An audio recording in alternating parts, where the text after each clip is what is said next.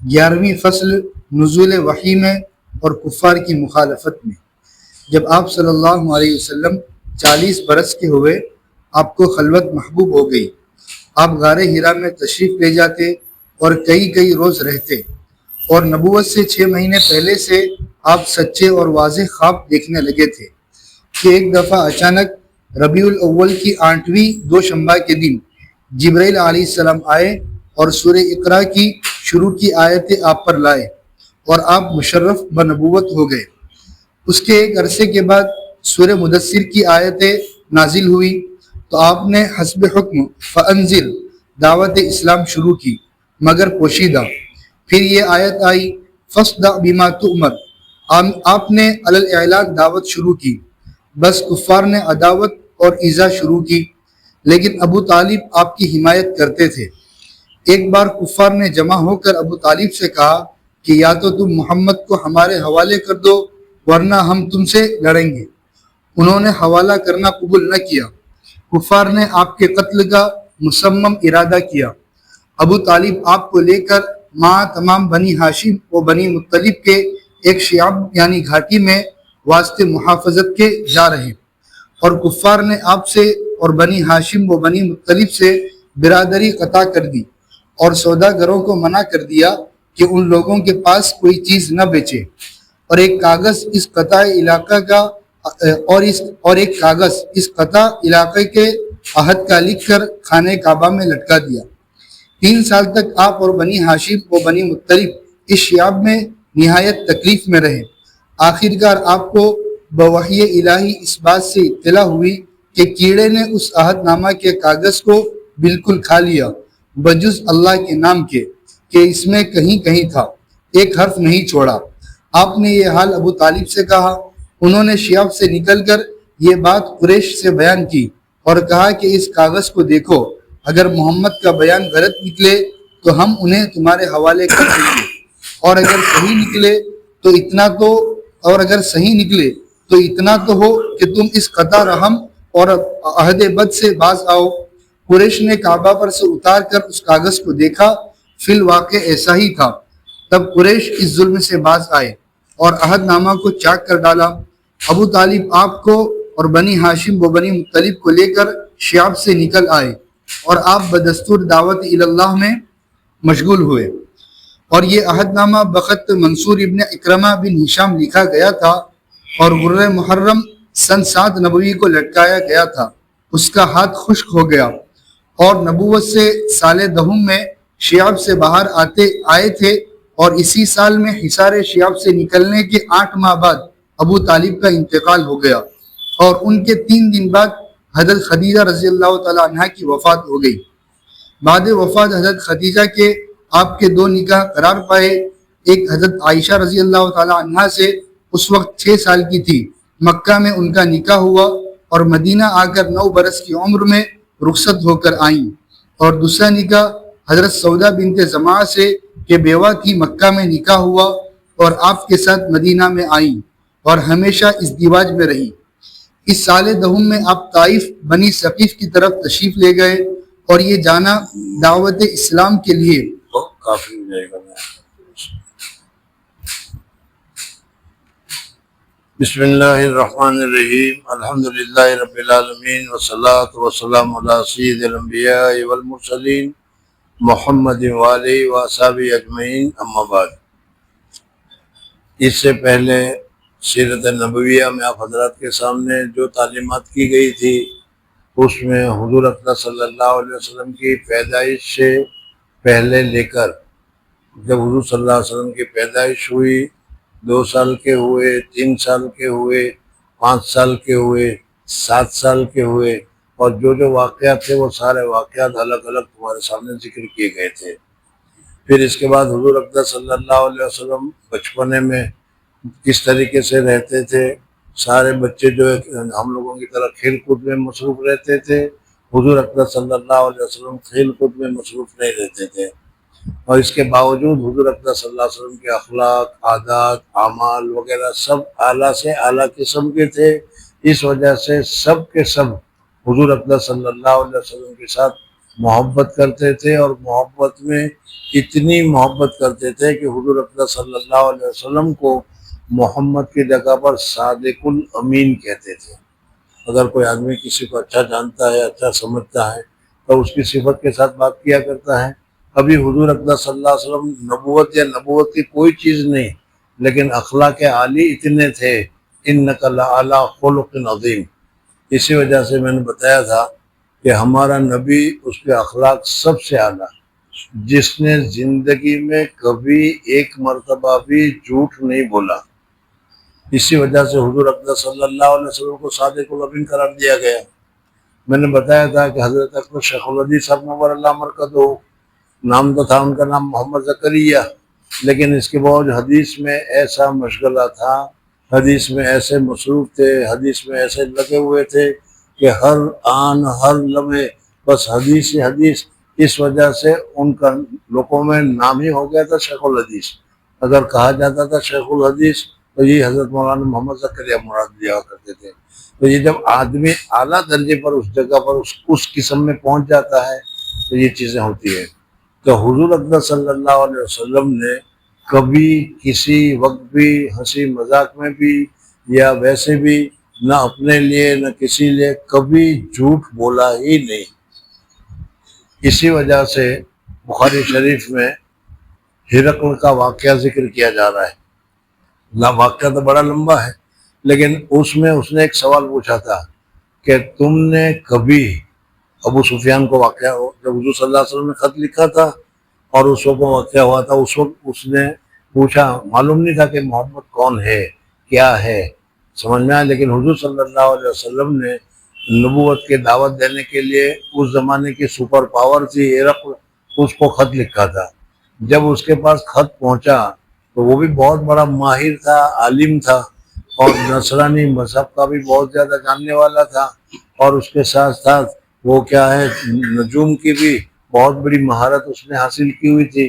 ان ساری چیزوں سے وہ سمجھ رہا تھا کہ نبی آخر زمان کا زمانہ قریب آیا ہے، نبی آخر زمان اترنے والا ہے۔ خود اسی واقعے میں، بڑا لمبا واقعہ میں نہیں پرانی ذکر کرتا، لیکن اس لمبے واقعے میں اس نے یہی کہا کہ ہم جانتے تھے، حضرت عیسیٰ علیہ السلام کو ماننے والے تھے وہ، ہم جانتے تھے کہ نبی آخر الزمان آنے والے ہیں۔ حضرت عیسیٰ علیہ السلام نے یاتی من بعد اسمہ احمد قرآن پاک میں بھی آیا ہے، اور حضور صلی اللہ علیہ وسلم نے بہت ساری پیشن گوئیاں بھی کی تھی۔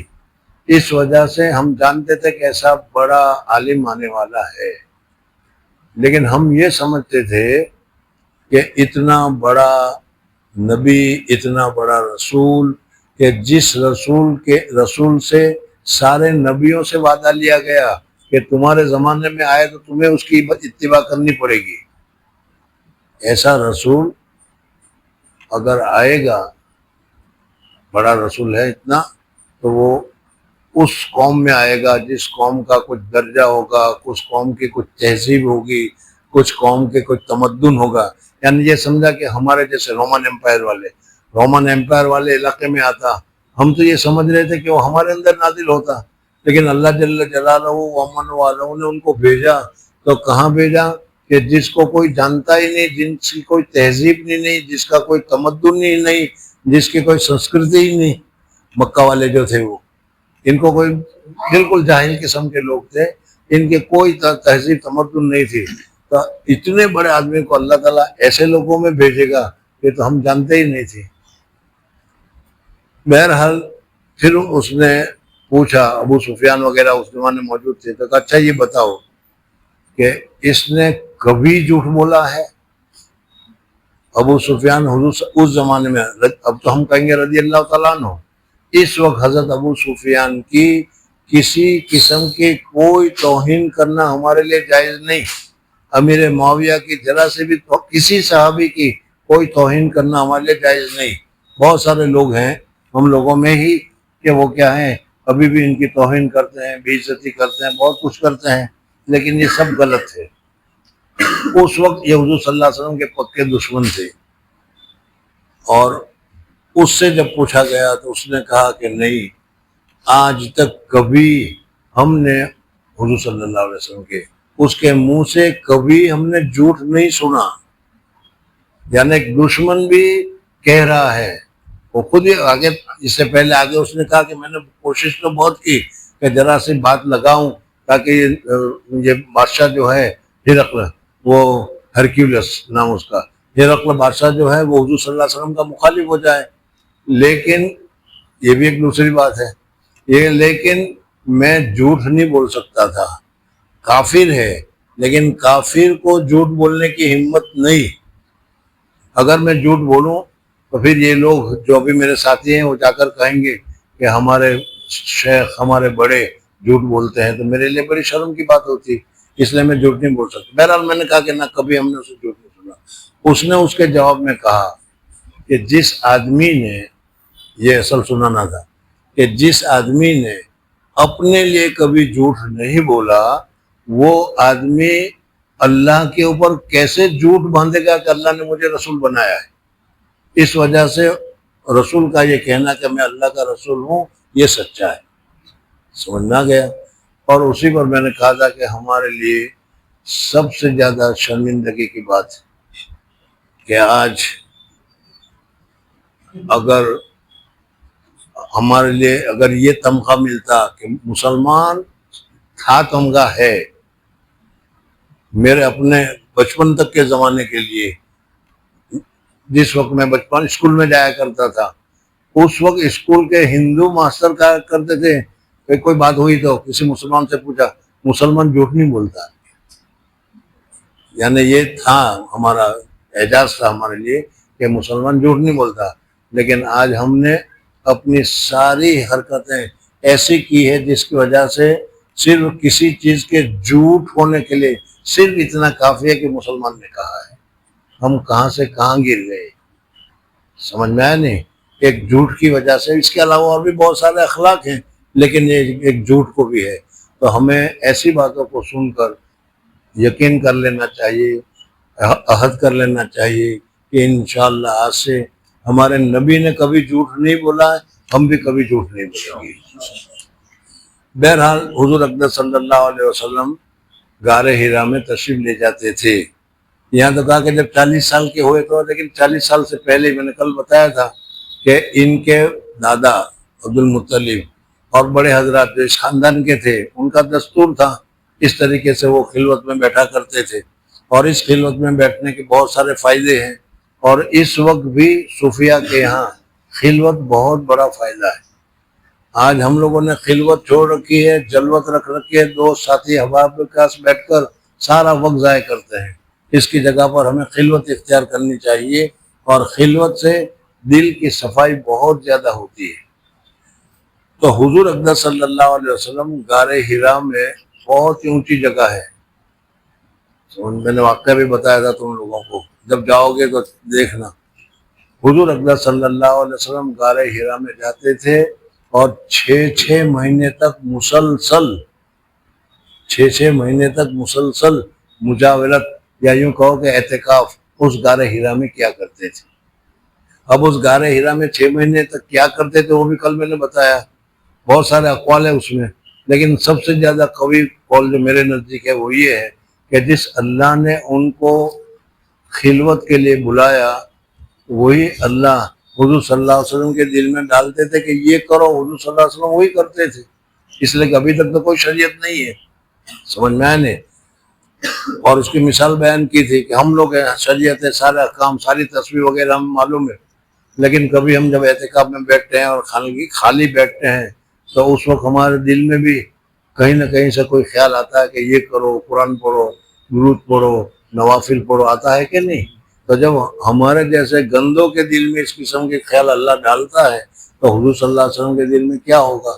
بہرحال اسی طریقے سے حضور صلی اللہ علیہ وسلم ایک دن نہیں, 2 دن نہیں, 1 سال نہیں, 2 سال نہیں, کئی سال تک مسلسل حضور اقدس صلی اللہ علیہ وسلم غار حرا میں 6 مہینے تک اعتکاف کیا کرتے تھے. اور 6 مہینے تک کھانے کا لیے حضرت خدیجۃ الکبریٰ وہاں پہنچایا کرتی تھی. اور اس وقت جب تم جاؤ گے تو پتہ چلے گا کہ خدیجۃ الکبریٰ 60 سال کی بڑھیا ہے. اس بڑھیا کو حضور صلی اللہ علیہ وسلم کے ساتھ کتنی محبت ہے. حضور اقدس صلی اللہ علیہ وسلم کے ساتھ کتنا تعلق ہے کہ اتنے اونچے پہاڑ پر وہ خود چڑھ کر کھانا لے کر آتی تھی، کھانا دینے کے لیے آتی. آج کل کے ہماری عورتوں کو تو دوسرے فلور پر تیسرے فلور پر بھی وہ نہیں آتی، پاؤں دکھ جاتے ہیں اس کے. سمجھ میں آیا نہیں؟ یہ حضرت خدیجہ کبریٰ کے ساتھ تعلق تھا، اور شادی بھی ہو گئی، وہ بھی کچھ اس طرح ہو گیا تھا. اب حضور اقدس صلی اللہ علیہ وسلم کی مکہ کے ہر بچے میں، مکہ کے ہر لوگ میں اچھے آدمی ہونے کی، صادق ہونے کی، امین امانت دار ہونے کی چھبی ابھری ہوئی تھی، اور سب حضور صلی اللہ علیہ وسلم کو صادق الامین ہی کہتے تھے. کل میں نے ایک بات بتائی تھی کہ دنیا میں تمہیں بہت سارے لوگ چاہتے ہوں گے، بہت سارے گاؤں والے تمہیں چاہتے ہوں گے، بہت سارے علاقے والے تمہیں چاہتے ہوں گے. تم جب تک ان کی ہاں میں ہاں ملاتے رہو تو تمہاری چاہت باقی رہے گی، اور جب ان کے منشا کے خلاف کوئی ایک بات کہہ دو، سمجھنا ہے، تو وہ سارے کے سارے مخالف ہو جاتے ہیں. دنیا کا دستور ہے یہ. حضرت شیخ نور اللہ مرکزہ نے ہمیں بتایا تھا کہ ان لوگوں کی زندہ بات پر بھی اترانا نہیں، اور ان لوگوں کے مردہ بات پر بھی گھبرانا نہیں. یہ صبح جس کی زندہ بات کہتے ہیں، شام کو ان کی مردہ بات کہتے ہیں، ان کا کوئی اعتبار نہیں. اس وجہ سے حضرت نے بتایا کہ لوگ تمہاری تعریف کریں تو اس تعریف پر پھولنا نہیں. ہم تو ذرا سا پھول جاتے ہیں، واہ واہ میرے پاس اتنے واٹر ہے، میرے پاس اتنے آدمی ہے، یہ اچھی بات نہیں. خیر جو بھی ہو، تو حضور اقدس صلی اللہ علیہ وسلم مکہ مکرمہ میں یہ بتانا چاہتا کہ سب کے چہیتے تھے یتیم، اور خود مالدار بھی نہیں تھے. حضرت خدیجہ کبریٰ رضی اللہ تعالیٰ عنہ کی وجہ سے کام چلتا تھا. وہ جلدہ کہا علن فاخنا قرآن پاک میں کہا گیا ہے، لیکن ہر ایک آدمی اپنی عزت کے ساتھ دیکھتا تھا. اسی وجہ سے گزشتہ کل واقعہ بتایا تھا کہ وہ حجر اسود رکھنے کے لیے صبح کو جو آدمی مسجد میں پہلا قدم رکھے وہ فیصلہ کرے، اور حضور صلی اللہ علیہ وسلم نے رکھا گا تو سب خوش ہو گئے کہ صادق الامین ہے، وہ صحیح فیصلہ کرا. حضور صلی اللہ علیہ وسلم صحیح فیصلہ. یہ سب کچھ ہوتا رہا. حضور اقدس صلی اللہ علیہ وسلم انہی میں رہے. ایک دوسری بات بھی ہے کہ ہم جس علاقے میں رہتے ہیں، ہم جس ملک میں رہتے ہیں، ہم جس گاؤں میں رہتے ہیں، ہم جس مذہب میں رہتے ہیں، یا جس ارادے میں رہتے ہیں، وہاں کے ساری اچھی اور بری چیز ہم خود اپنا لیتے ہیں. اگر گالی بولنے کا دستور ہے تو ہم گالی بولنا بھی شروع کر دیتے ہیں. کہیں گانا وانا ہو تو ہم بھی گانا شروع کرتے ہیں. یہی ہماری تو حالت ہے. لیکن حضور اقدس صلی اللہ علیہ وسلم ان مورتی پوجوں کے درمیان رہتے تھے، لیکن کبھی حضور اقدس صلی اللہ علیہ وسلم نے مورتی پوجا نہیں کی. حضور اقدس صلی اللہ علیہ وسلم بے حیائی اور ننگے لوگوں میں رہتے تھے. بتایا تھا کہ نہیں؟ جیسے آج کل ہمارے یہاں راستے میں چلتے ہوئے جہاں پیشاب کرنے کے لیے کھڑے ہو گئے وہیں کھڑے ہو کر دیا. یہ کوئی تہذیب ہے؟ لیکن کیا ہے، اس سے خراب تہذیب وہاں تھی. حضور صلی اللہ علیہ وسلم کو ننگا کرنے کی بات ہے، لیکن اللہ نے بچا لیا. تو حضور صلی اللہ علیہ وسلم ایسی تہذیب میں رہتے تھے، لیکن حضور صلی اللہ علیہ وسلم نے اس تہذیب کو اپنایا نہیں. اپنے طریقے پر جس طریقے سے ہے اس طریقے سے رہے. نہ کسی کا حرام کا مال کھایا، نہ کسی سے مال چھینا، نہ کوئی گڑبڑی کی، نہ ناجائز کام کیا، کچھ بھی نہیں کیا. نہ شراب پیا نہ کچھ. حالانکہ شراب تو ان کی گٹی میں، جیسے آج کل ہمارے یہاں چائے ہے، اس چائے کی طرح وہ پی جایا کرتی تھی. لیکن حضور صلی اللہ علیہ وسلم نے سب کچھ نہیں کیا. یہ ہمارے لیے بھی ہے. اب ہم کہتے ہیں کہ کیا کریں ایسی جگہ میں وہاں کوئی نماز نہیں پڑھتا تو پھر میں بھی چھوڑ دیتا ہوں. لوگ یہی کہتے ہیں کہ نہیں؟ ہم سمجھ میں آئے نا؟ تو یہ مناسب نہیں ہے. خیر، اب حضور اقدس صلی اللہ علیہ وسلم غار حرا میں 1 سال نہیں، 2 سال نہیں، مسلسل. تو کہا کہ کسی کو تعجب کیوں نہیں ہوا؟ کہا کہ تعجب کیوں ہوتا؟ اس لیے کہ حضور اقدس صلی اللہ علیہ وسلم کے خاندان والے، حضور اقدس صلی اللہ علیہ وسلم کے بڑے، حضور صلی اللہ علیہ وسلم کے دادا، یہ سب کے سب اس طریقے سے پہلے سے ان کا کیا خلوت کرنے کا، تنہائی میں رہنے کا دستور تھا. تو وہ سمجھے کہ بھائی ان کا تو خاندانی دستور ہے، اس طریقے سے رہیں گے. حضور صلی اللہ علیہ وسلم خلوت میں رہے. اب 6 مہینے پہلے، یعنی ابھی تک وہی نہیں آئی، 39 سال ہو گئے، 6 مہینے اور ہو گئے، حضور صلی اللہ علیہ وسلم نے پھر 6 مہینے کا اعتکاف کیا، مجاورت کی وہاں غار حرا میں۔ اب اللہ تبارک و تعالیٰ نے آخرت کی طرف یعنی روحانیت کی طرف حضور اقدس صلی اللہ علیہ وسلم کا اعلان شروع کیا۔ اس لیے اب جو خواب آتے تھے حضور صلی اللہ علیہ وسلم کو، وہ بالکل رویا صادقہ سچے خواب یا رویا صالحہ اچھے خواب حضور اقدس صلی اللہ علیہ وسلم کو 6 مہینے تک مسلسل خواب آتے تھے غار حرا میں، اور وہ ایسے ہوتے تھے کہ اس کی تعبیر کی بھی ضرورت نہیں پڑتی، صبح کو ویسا ہی دنیا میں وہی سب ہو رہا تھا۔ تو حضور اقدس صلی اللہ علیہ وسلم کو گویا کہ اب روحانیت کی طرف یعنی حضور صلی اللہ علیہ وسلم کے قلب مبارک میں روحانیت کو اللہ تبارک و تعالیٰ نے آسمان کی طرف متوجہ کرنا شروع کیا۔ اب اسی حالت میں اگر وہی آ جائے تو حضور صلی اللہ علیہ وسلم کو یہ نہ ہو کہ یہ کیا ہو گیا، سمجھ میں آئے نہیں؟ آہستہ آہستہ اگر کوئی خوشبو سونگ رہا ہو، خوشبو لگا رہا ہو، خوشبو لے رہا ہو، اور ایسا آدمی کسی باغ میں خوشبو والے باغ میں پہنچ جائے تو اس کو کوئی اجنبیت یا کوئی دوری چیز محسوس نہیں ہوگی، بلکہ اس کو اچھا لگے گا۔ تو اسی طریقے سے حضور اقدس صلی اللہ علیہ وسلم کی اس قسم کی صداقت، نورانیت وغیرہ قلب میں ہو گئی۔ حضور اقدس صلی اللہ علیہ وسلم تشریف فرما تھے، اور حضرت جبریل علیہ السلام انسانی شکل میں جیسے میں اور آپ لوگ ہیں اسی طریقے، حالانکہ حضرت جبریل علیہ السلام کے تو 600 تو پر ہیں، سمجھ میں آیا؟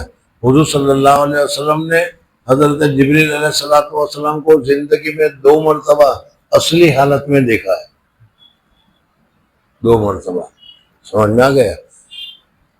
اور جب پہلی مرتبہ اصلی حالت میں دیکھا تو حضور اقدس صلی اللہ علیہ وسلم کو آواز دی گئی، یا محمد، ادھر سے آواز آئی، ادھر تو کوئی نہیں، پھر آواز آئی، ادھر دیکھا، ادھر بھی کوئی نہیں، پیچھے دیکھا، پیچھے بھی کوئی نہیں، پھر آواز آئی تو ذرا یوں سر اٹھا کر دیکھا تو یہ سپیس ہے نا، سپیس، پتہ نہیں سپیس سمجھ میں آئے گا، خلا جس کو عربی میں کہتے ہیں، سمجھ میں آئے نا، یہ پوری دنیا کا خلا، اس پوری دنیا کا خلا بھرا ہوا تھا، اور اس پوری دنیا کے خلا میں اکیلے جبریل علیہ السلام کرسی پر بیٹھے ہوئے تھے۔ اب اندازہ لگاؤ کہ جبریل علیہ السلام کیسے ہوتے، ارے سمجھ میں آیا کہ نہیں؟ اور میں نے بتایا تھا کہ رات کو بیت الخلا گئے ہو اور بیت الخلا کے پاس اگر سفید کرتے ہوئے کوئی نظر آ جائے تو کیا حالت ہوتی ہے، سمجھ میں آئے نہیں؟ حضور صلی اللہ علیہ وسلم بے ہوش ہو کر گر گئے۔ ایک مرتبہ اس طریقے سے دیکھا، دوسری مرتبہ بھی دیکھا، لیکن ایسا آدمی اگر آئے گا تو غار سور کی جگہ تو اتنی سی ہے، میں نے بتایا تھا کہ ایک آدمی بیٹھے اتنی جگہ اور بیٹھ کر سامنے کعبہ شریف نظر آ رہا تھا، میں نے خود دیکھا، لیکن اب چونکہ وہ بلڈنگ بن گئی ہے ابھی، اس وجہ سے وہ کعبہ شریف وہاں سے نظر نہیں آتا۔ حضور صلی اللہ علیہ وسلم وہاں بیٹھ کر کعبہ شریف کو دیکھا کرتے تھے۔ بہرحال کعبہ شریف کا دیکھنا بھی بڑی عبادت ہے۔ حضرت جبریل علیہ السلام آئے اور کہا کہ اقرأ، پڑھو، تو حضور صلی اللہ علیہ وسلم نے کہا کہ ما انا بقارئ، بھائی میں تو پڑھا لکھا نہیں ہوں۔ اب حضرت جبریل علیہ السلام نے دبوچا، کچھ شکل بھی میں نے بتایا تھا، 3 مرتبہ حضرت جبریل علیہ السلام نے حضور صلی اللہ علیہ وسلم کو دبایا، اور جو بخاری کے الفاظ ہے اس میں ہے کہ حضرت جبریل علیہ السلام کی جتنی طاقت تھی اس طاقت کی انتہا تک حضور صلی اللہ علیہ وسلم کو دبایا، اور اب حضرت جبریل علیہ السلام کی طاقت تو بہت، فرشتوں کی طاقت تو ہم سے بڑی ہوئی ہے، اور جو آدمی جتنا زیادہ مادیت سے ہٹا ہوا ہوگا، روحانیت سے بڑا ہوا ہوگا، اس میں اتنی طاقت ہوتی ہے۔ ہوا اس میں کتنی طاقت ہے، روشنی اس میں کتنی طاقت ہے، پانی اس میں کتنی طاقت ہے، بڑے سے بڑے مکانوں کو توڑ دیتے، جانتے ہو تو حضرت جبریل علیہ السلام کی اپنی انتہائی طاقت کے مطابق حضور صلی اللہ علیہ وسلم کو دبایا، تو حضور صلی اللہ علیہ وسلم کا تو کچمبر نکل جانا چاہیے تھا،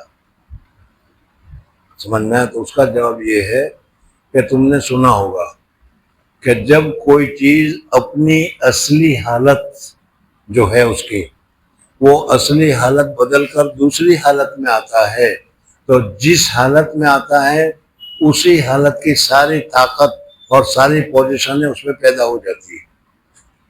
جنات کو اگر سب مل کر مارنا چاہے تو جنات میں اتنی طاقت ہے کہ ہم مار نہیں سکتے۔ نہیں سمجھ میں آتا ہے تو بتاؤں کہ کبھی کسی آدمی کو جنات لگا ہوا ہو اور اس کو تم دبا کر بیٹھو، پکڑ کر بیٹھو، کیا ہوتا ہے؟ وہ ایسے کرتا ہے کہ وہ تم لوگوں کو، ہمیں اس کے سامنے ہماری طاقت کیا ہے؟ تو لیکن وہی جنات اگر سانپ بن کر آ جائے اور سانپ بن کر آ جائے تو ذرا سا ایک مکہ مارو، ایک پاؤں کا رکھ دو اس کے اوپر زور سے، فوراً وہ مر جائے گا۔ تو اسی طریقے سے عیسیٰ جبریل علیہ السلام انسانی شکل میں آئے تھے، اس لیے انسانی شکل میں جتنی طاقت تھی اس طاقت سے حضرت جبریل علیہ السلام نے حضور اقدس صلی اللہ علیہ وسلم کو بھیجا۔ پھر کہا کہ پڑھو، کہا کہ میں تو پڑھا ہوا نہیں ہوں، پھر بھیجا اور پھر پڑھا، پھر کہا پھر پڑھو، نہیں، 3 مرتبہ بھیجا اور 3 مرتبہ کہا کہ پڑھو۔ حضور صلی اللہ علیہ وسلم نے کہا کہ ماں انا بقاری۔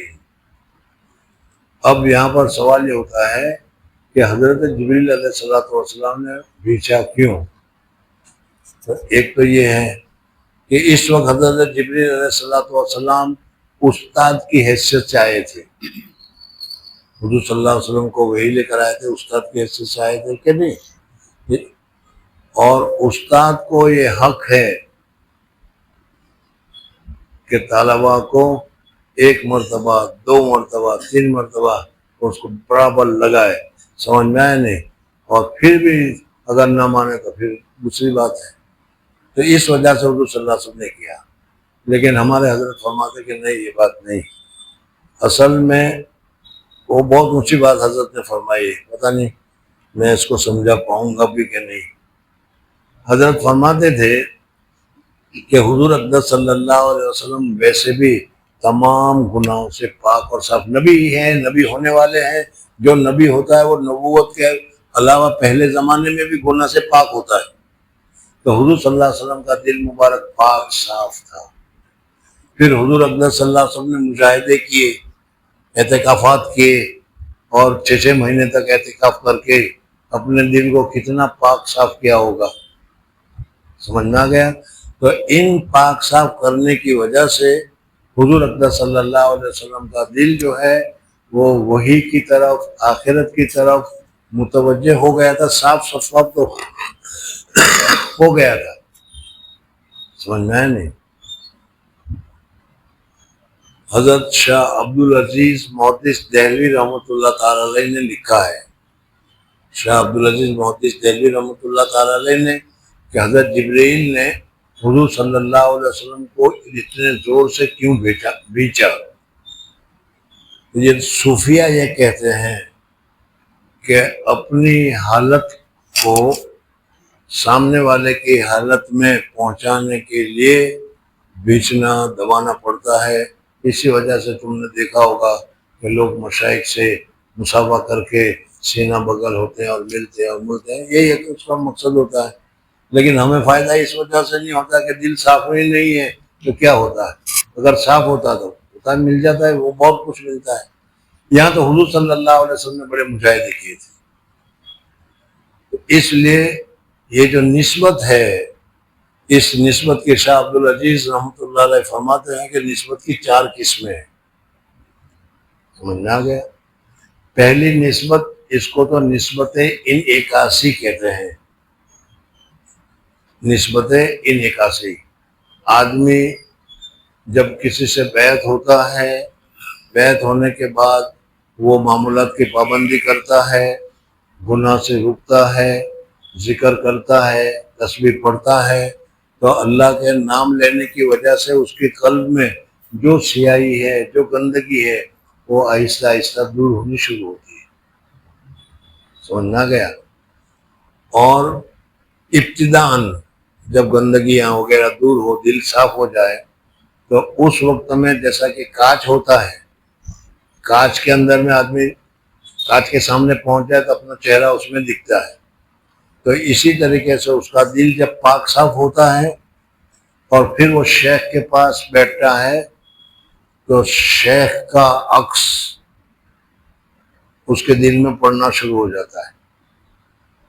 شیخ ہوتا ہے، اچھے ہوتے ہیں، نیک ہوتے ہیں، پابند ہوتے ہیں، اس وجہ سے دل میں اچھے خیالات، اچھی چیزیں اس میں آنی شروع ہوتی ہے۔ اس کو نسبت انعکاسی کہتے ہیں۔ عکس کی معنی یہ ہے، آئینہ کے سامنے جب تک تم رہو گے تمہارا چہرہ نظر آئے گا، اور جہاں آئینہ سے ہٹے کہ پھر گئے۔ تو اسی طریقے سے شیخ کے پاس اس حالت میں جب رہو گے تو وہاں تک انوارات، نورانیت، اچھا یہ چیزیں نظر آتی رہے گی، اور جب ہٹے تو پھر ختم ہو گیا۔ پھر بھی آدمی ہٹنے کے بعد بھی معمولات کرتا رہتا ہے، اپنے گھر جا کر، اپنے مقام پر جا کر، اور گناہوں سے بچتا ہے۔ سمجھ میں؟ تو یہی نسبت اب آگے بڑھتی ہے، اور یہ نسبت آگے بڑھنے کے بعد پھر جو نسبت کا درجہ، جو نورانیت دل میں پیدا ہوتی ہے، اس کو نسبت القائی کہتے ہیں۔ سمجھنا؟ اب جب نسبت القائی حاصل ہو جائے تو نسبت القائی کا معنی یہ ہے کہ جو نسبت تھی وہ نسبت اب اتنی پکی ہو گئی، پہلی مرتبہ تو ہٹنے کے ساتھ ہی آئینہ ہٹے ہی دیکھنا بند ہو گیا تھا، اب وہ نسبت اتنی پکی ہو گئی کہ اب شیخ سے دور جانے کے بعد بھی اس کے دل کی حالت صاف رہتی ہے، ستھری ہوئی رہتی ہے، نیکی کی طرف رہتی ہے، متوجہ ہوتے رہتی ہے۔ سمجھ میں آیا نہیں؟ اور شیخ کے جو انوارات ہیں وہ انوارات دور رہتے ہوئے بھی اس کو پہنچتے رہتے ہیں۔ جیسے اگر اس لائٹ کا کنیکشن وائر اگر دور تک پہنچا دیا جائے اور وہ بلب میں صلاحیت ہو تو 1 مائل 2 مائل بھی یہاں سے ہم جو کرنٹ بھیجتے ہیں وہ پہنچتا ہے کہ نہیں؟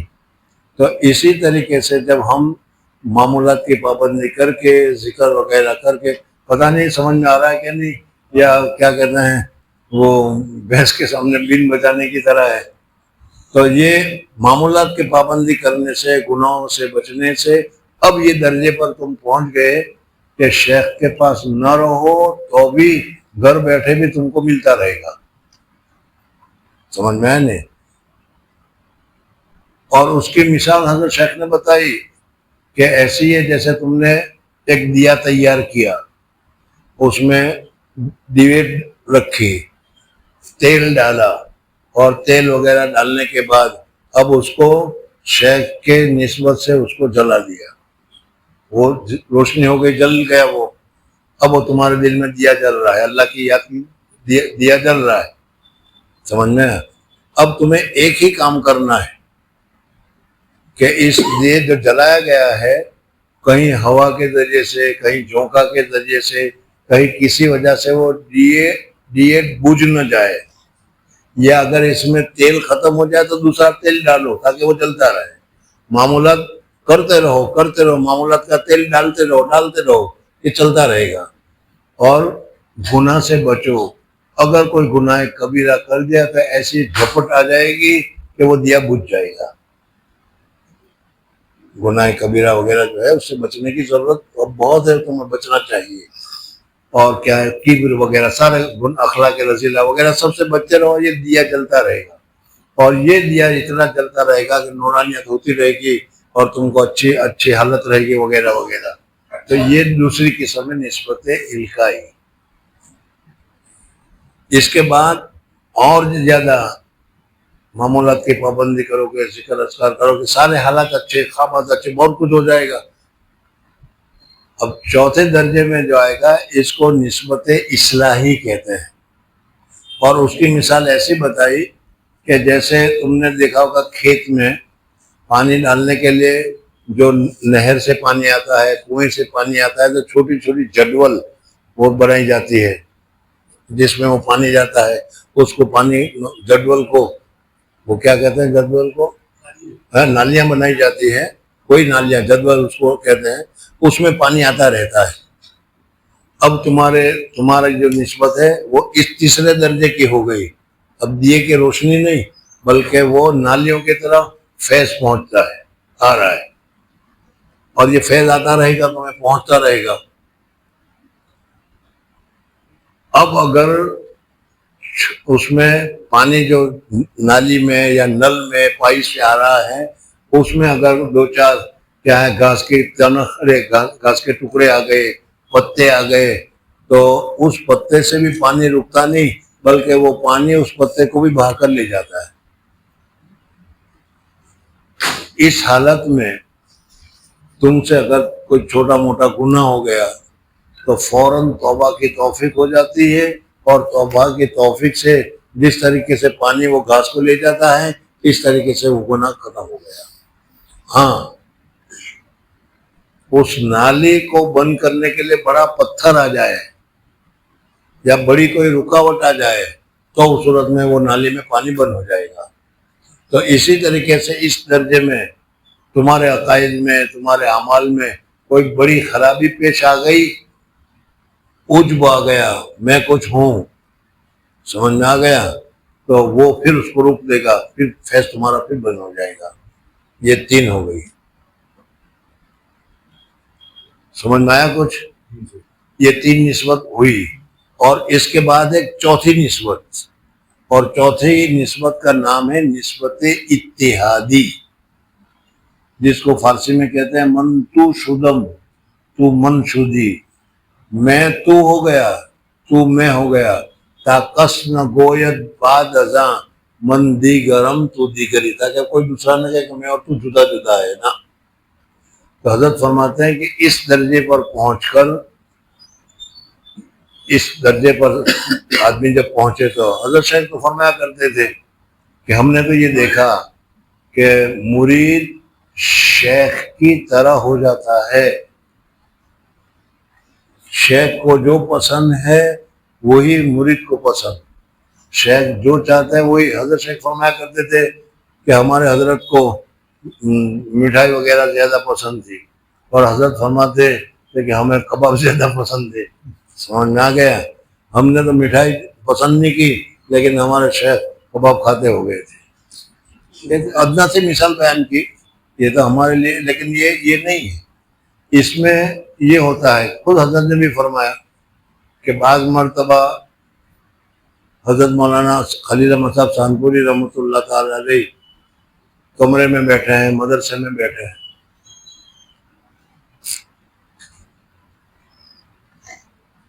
اور حضرت کے دل میں خیال آیا کہ بھائی زکریا کہاں ہے۔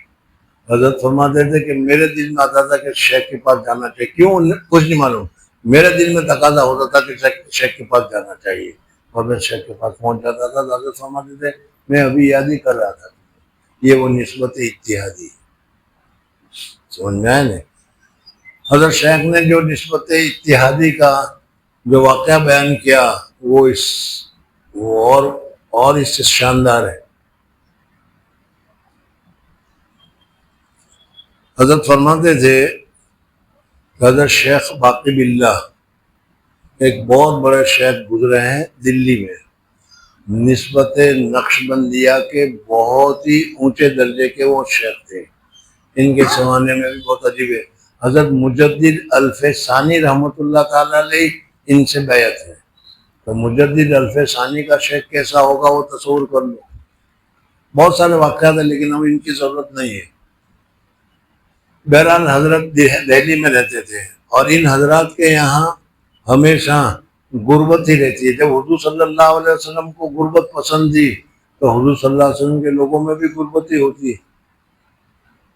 ایک مرتبہ حضرت خواجہ باقی باللہ رحمۃ اللہ تعالی علیہ کے یہاں کوئی بہت بڑے بڑے مشائخ مہمان آ گئے، تو ان کے گھر کے سامنے ایک نان بھائی رہتا تھا، کیا کرنا چاہیے، بٹیارہ جو کھانا پکا کے کھلاتا ہے بیچتا ہے، ایک بٹیارہ رہتا تھا۔ اس نے سمجھا کہ آج حضرت کے یہاں بہت بڑے مہمان آئے ہیں، اور حضرت کے یہاں تو ہمیشہ غربتی ہوتی ہے. اس نے اپنے طور پر حضرت کو کچھ کہے بغیر پکا کر کھانے کے وقت میں وہ کھانا لے کر پہنچا دیا. حضرت فرماتے تھے کہ یہ مشائخ ان کو کھلانے پلانے میں تم خوش کرو اس سے زیادہ خوش نہیں ہوتے، لیکن ایسے موقع پر اگر مدد کرو تو بہت خوش ہو جاتے ہیں. تو حضرت خواجہ باقی باللہ رحمۃ اللہ تعالی علیہ بٹیارہ یہ کھانا لے کر پہنچا کہ حضرت آپ کی خدمت میں ہدیہ ہے. ظاہر بات ہے کہ مہمانوں کی خدمت کرنی بھی تھی اور اللہ تعالیٰ نے مدد کر بھی دی، اور یہ لوگ تو سمجھتے ہیں کہ اللہ تعالیٰ کرتا ہی ہے، ان کو تو اعتماد اور یقین ہوتا ہی ہے. تو حضرت بہت خوش ہو گئے، اور خوش ہونے کے بعد خوشی میں حضرت نے کہا مانگ کیا مانگتا ہے، تو جو مانگے وہ دوں گا. خوش جب آدمی انتہائی درجہ خوش ہو جائے گا تو یہی ہوگا نا، مانگ کیا مانگتا ہے. بٹیارہ بھی بٹیارہ عمل کے اعتبار سے، کام کے اعتبار سے بٹیارہ تھا، لیکن حقیقت کے اعتبار سے اس کے بھی آچار وچار اور دماغ بہت ہی اونچا تھا. اس نے کہا کہ حضرت مجھے کچھ نہیں چاہے گا. نا آج میں تجھے دینا چاہتا ہوں. مانگ کیا مانگتا ہے؟ حضرت اگر دینا ہی چاہتے ہو تو مجھے آپ کا جیسا بنا دو.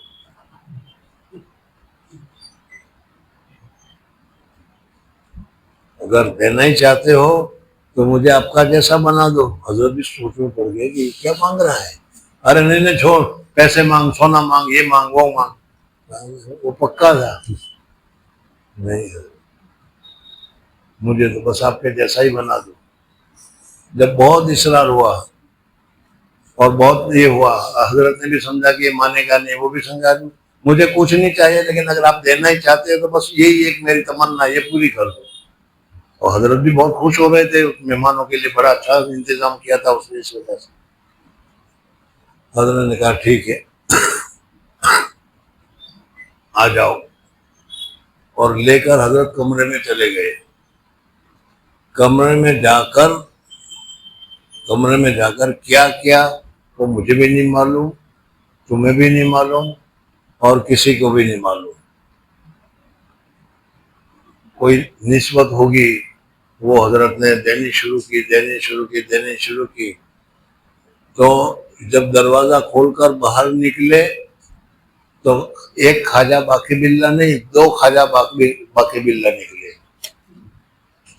یعنی وہ بٹیارہ شکل و صورت کے اعتبار سے بھی حضرت خواجہ باقی باللہ جیسا ہی ہو گیا تھا. اور یہ ہوتا ہے، سمجھنا ہے نہیں. حضرت شاہ عبد القادر رائے پوری رحمۃ اللہ تعالی علیہ کو میں نے نہیں دیکھا، لیکن ان کے خلیفہ آئے تھے حضرت شیخ کے یہاں، تو پتہ چلتا تھا کہ ان کی شکل بالکل حضرت عبد القادر رائے پوری جیسی ہو گئی تھی. ہوتا ہے وہ، خیر دوسری جگہ نہیں جاتے، اسی کو پورا کرو ورنہ بھی مغرب ہو جائے گی.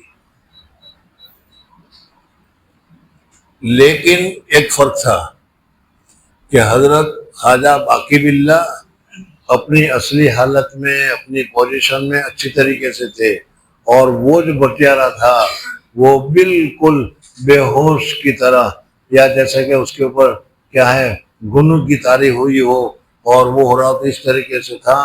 اور تھوڑی دیر کے بعد باہر آ کر حضرت خواجہ باقی باللہ کی نسبت برداشت نہیں ہوئی، اور وہ ڈرم سے گرا اور گر کر وہ مر گیا. حضرت شیخ فرماتے ہیں کہ بھائی مرنا تو سب کو ہی ہے، لیکن اب یہ اٹھے گا تو باقی باللہ کے درجے پر اٹھے گا. کتنی بڑی حاصل اس کو حاصل ہو گئی، سمجھ میں آیا نہیں. تو اس کو نسبت اتحادی کہتے ہیں. من تو شدم تو من شدی تا کشن گوید مندی کرم تو دیگری. تو یہ چوتھی نسبت ہے. اب جب یہ سارے قصے تم نے سن لیے تو اب پہلے سے چلو کہ حضرت جبریل علیہ السلام نے حضور اکرم صلی اللہ علیہ وسلم کے پاس آئے اور آ کر کہا پڑھو.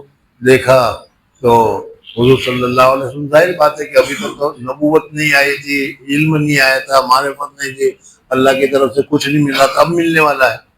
اس وجہ سے باقی حضور صلی اللہ علیہ وسلم کا قلب مبارک بالکل صاف تھا. جو نسبت اتحاد، نسبت انعکاسی جس کو پہلی قسم میں نے بتائی، وہ نسبت انعکاسی حضور صلی اللہ علیہ وسلم میں پوری طریقے سے تھی.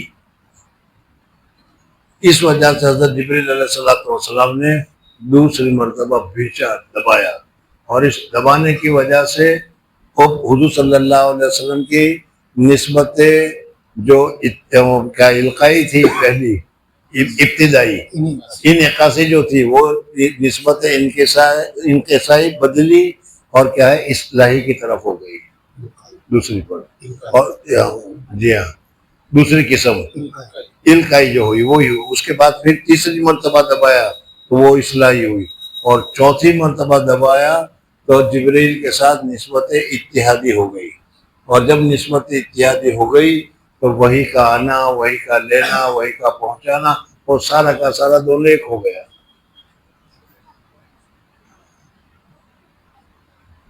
اب حضرت شیخ آگے فرماتے ہیں، ہمیں تو سمجھ میں نہیں آتا، الفاظ سننے وہ بتا رہا ہوں۔ حضرت فرماتے ہیں کہ جس کی پہلے دن نسبت جبریلیہ اتحاد کے درجے میں پہنچ گئی ہو، پھر ترقی کرتے کرتے کرتے کرتے کرتے وہ کہاں تک پہنچے ہوں گے کہ جبریل نے بھی کہہ دیا کہ میں آگے نہیں آ سکتا، آپ جائیے۔ سمجھ میں آ گیا؟ بزرگ اور دوستوں، تصوف میں بہت کچھ ہے، لیکن ہم لوگ اس کی طرف توجہ ہی نہیں کرتے، نفس ہمارا اس کی طرف متوجہ ہی نہیں ہوتا۔ باقی انہی کے ذریعے سے اللہ تبارک و تعالیٰ کی معرفت، اللہ تبارک و تعالیٰ کی محبت، حضور اکرم صلی اللہ علیہ وسلم کو جب جبریل کی نسبت حاصل ہو گئی تو وہی کا سمجھنا آسان ہو گیا، وہی کا تحمل کرنا آسان ہو گیا، اور وہی ساری آسان ہو گئی، اور حضور صلی اللہ علیہ وسلم وہی کو تحمل کرتے ہو گئے۔ تو فرماتے ہیں کہ اس طریقے سے حضرت جبریل علیہ السلام نے حضور اکرم صلی اللہ علیہ وسلم کو 4 مرتبہ بھیج کر اس درجے پر پہنچا دیا۔ اب اقرا 5 آیتیں نازل ہوئی۔ 5 آیتیں نازل ہونے کے بعد 2 سال تک 3 سال تک مطلقاً وہی بند ہو گئی۔ سمجھ میں آ گیا؟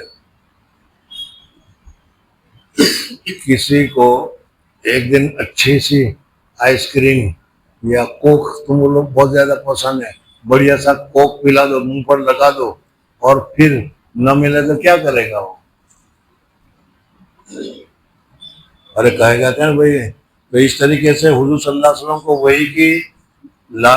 وہی کی مٹھاس تو مل گئی، لیکن اللہ تبارک و تعالیٰ نے 2 سال تک کچھ بھی نہیں۔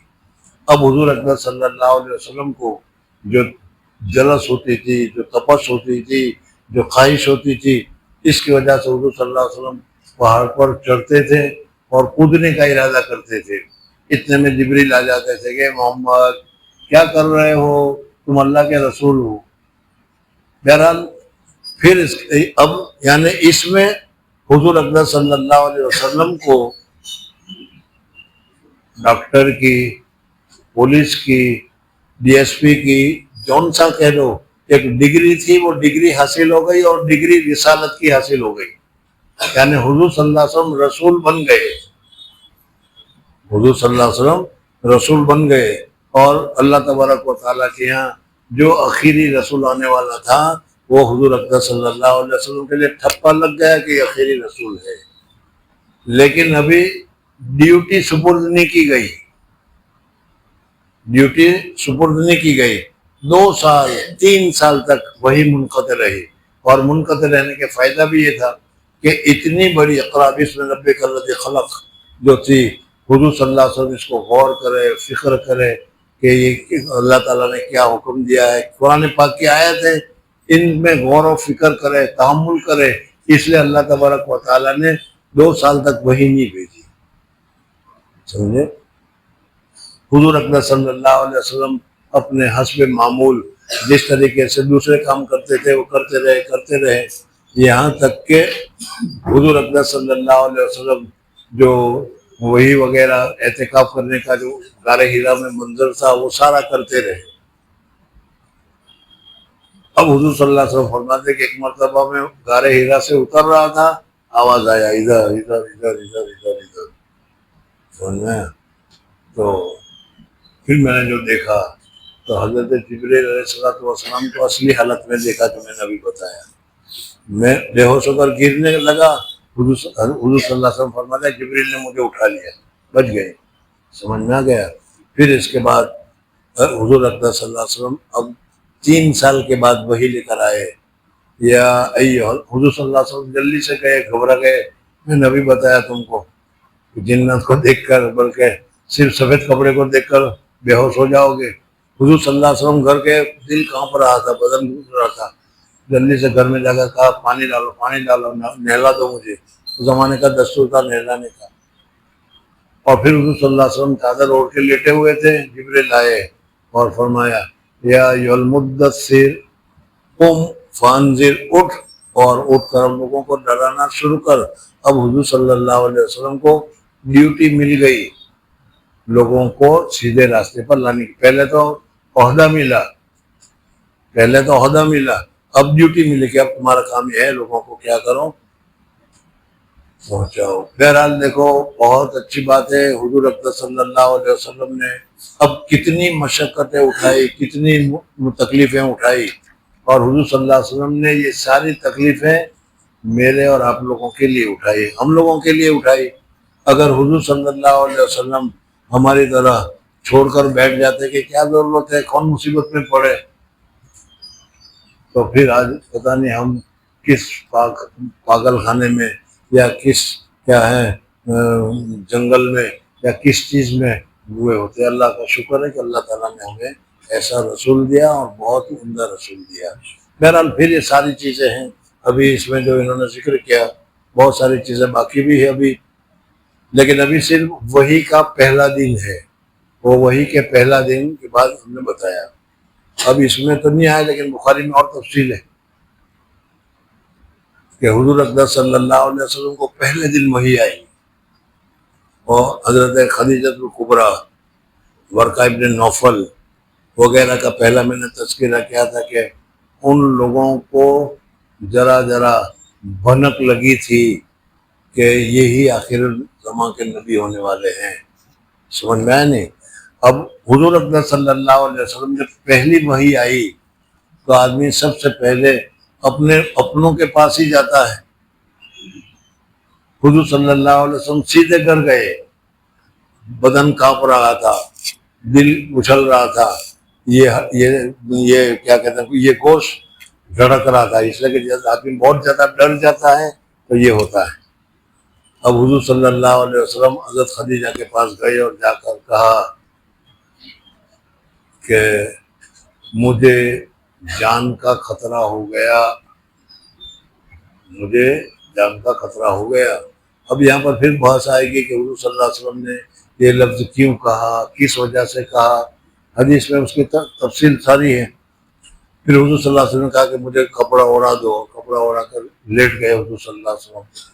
پھر اس کے بعد حضرت خدیجہ کو کہا، تو سب سے پہلی ہمت یا موجودہ زمانے کے الفاظ، موجودہ زمانے کے لحاظ سے اگر میں کچھ کہوں تو ہر بڑے آدمی کے پیچھے اس کے بڑھوتری کے لیے ایک عورت کا ہاتھ ہوتا ہے، سمجھ میں آیا نہیں۔ خیر یہ تو آج کل یہ الفاظ چل رہے ہیں اس لیے میں نے بتایا، یہاں یہ بات نہیں، یہاں تو خدیجہ الکبریٰ پہلے ہی سے بہت ہی سنجیدہ اور بہت ہی اونچی درجے کی عورت تھی۔ کتنی دیر ہے؟ ہو گیا، چلو پھر سبحان اللہ و بحمدہ، سبحانک اللہم و بحمدک، نشہد ان لا الہ الا انت، نستغفرک و نتوب الیک۔ آدمی کو سب سے زیادہ بہت اچھی طریقے سے اگر کوئی پہچانتا ہے تو یہ اس کی عورت ہے، یہاں سے کل کی کریں، سمجھے نہیں؟